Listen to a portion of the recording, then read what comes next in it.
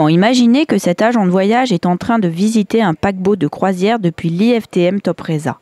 Les masques de réalité virtuelle ont fait leur entrée sur le salon.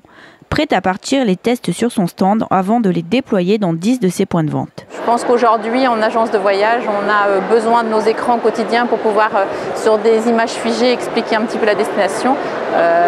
L'arrivée du casque virtuel peut passer directement à la vitesse supérieure et embarquer les clients instantanément sur leur lieu de vacances.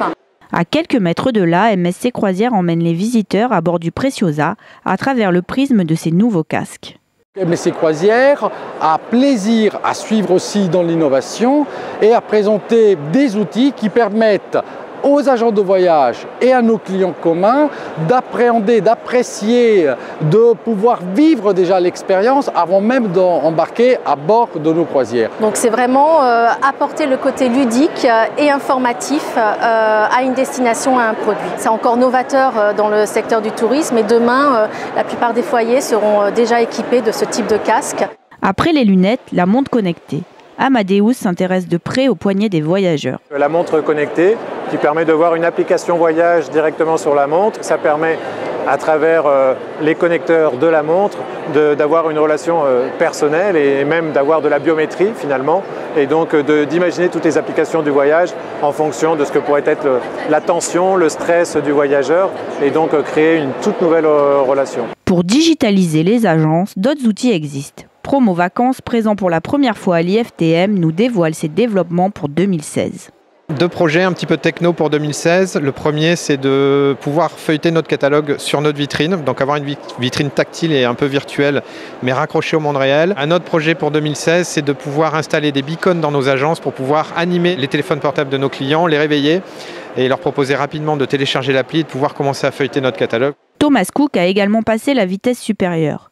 Vitrines connectées, tables tactiles inspirationnelles et visites virtuelles sont au cœur du nouveau concept store présenté sur l'IFTM. Une façon de séduire de futurs franchisés. L'idée, c'est vraiment de pouvoir faire en sorte de rendre le plus tangible possible notre offre de service. C'est vrai qu'on fait des parallèles avec la mode. Lorsque vous allez dans un magasin et que vous essayez votre petit haut qui vous plaît tant, vous le voyez sur vous, nous, on voudrait faire la même chose en agence de voyage parce que essayer son voyage, en général, c'est l'adopter.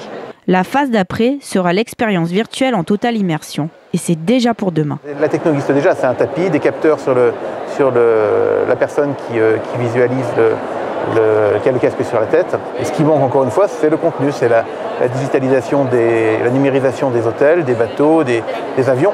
Je pense que quand une compagnie aérienne qui se veut mondiale présente sa nouvelle classe affaires, il me semble qu'un casque de réalité virtuelle avec un environnement comme si on y était, c'est le minimum. Le MAP Pro a fermé ses portes hier. Pour la première fois organisée dans le même hall que l'IFTM Topresa, la formule a tenu ses promesses. Hôteliers, restaurateurs, musées et bien d'autres opérateurs français ont profité bien entendu du flux du IFTM et inversement, je crois que c'est vertueux. Et dans les allées, tout le monde m'a dit enfin, ces deux salons sont réunis. Nos clients souvent choisissent entre l'un ou l'autre salon. Ils n'ont pas le temps de faire les deux ou alors c'est quand même une période très chargée pour nous dans le tourisme, le mois de septembre, donc c'est vraiment un gros mois. Se déplacer, ça nécessite, donc c'est des sacrifices aussi pour l'agence.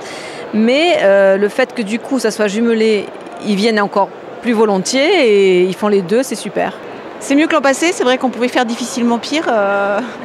On n'est plus à la cave et je pense qu'on a récupéré aussi tous les gens qui s'étaient un petit peu perdus l'année dernière entre les deux étages. Parce que c'est vrai qu'on a vu plus de caristes, de personnes intéressées avec des vrais projets de groupe pour l'année prochaine. Oui, il y en a qui m'ont fait comme réflexion, c'est bien, on va pouvoir aller voir les réceptifs de l'Europe. Et nous, on a des agences de voyage qui venaient à Topresa, qui sont venus nous voir. Moi, pour nous, 2015, c'est une bonne cuvée. Moi, je trouve que c'est une bonne formule. Maintenant, on va militer pour qu'ils fassent 4 jours comme Topresa. Le fait que MAP Pro et Topresa soient réunis, c'est sûr que ça a généré beaucoup plus de voyagistes, autocaristes. Le 2 en 1 leur permet de venir. Alors, plus il y aura de monde à venir, à un moment donné, peut-être qu'il faudra plus de jours. Nouveau pour les agents de voyage, la SNCF a lancé un nouvel outil de réservation pour les groupes de 10 à 24 pax qui passera dès novembre à 30 passagers. C'est simple, en 4 clics, on a un devis pour la composition de son groupe avec sa mixité, ses différents profils, des jeunes, des adultes, des enfants. Le meilleur prix donc est sur la journée et le meilleur prix sur 7 jours. La possibilité derrière de poser une option et pour les agences de voyage d'émettre le dossier sur le GDS, ce qui permet bien évidemment d'intégrer tout ça très facilement dans leur back-office sans créer de nouveaux processus en particulier.